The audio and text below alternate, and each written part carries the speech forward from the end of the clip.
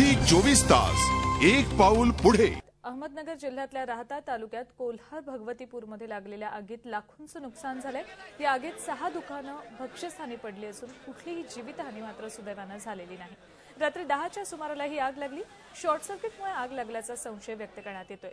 या आगीत गावातले कुशन प्रिंटिंग प्रेस आणि एका जनरल स्टोअरचं मोठं नुकसान झालंय। अग्निशमन दलाच्या गाड्या येण्यापूर्वी गावकऱ्यांनीही मिळेल त्या साधनांना आग विझवण्याचा प्रयत्न केला।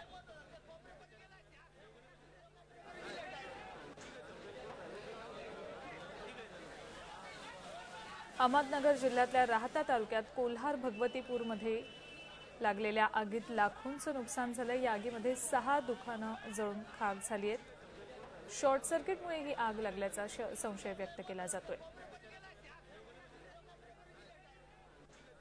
या आगीत गावातले कुशन प्रिंटिंग प्रेस आणि एका जनरल स्टोअरचं नुकसान झालंय। अग्निशमन दलाच्या गाड्या येण्यापूर्वी गावकऱ्यांनी मिळेल त्या साधनांना ही आग विझवण्याचा प्रयत्न केला। झी 24 तास एक पाऊल पुढे।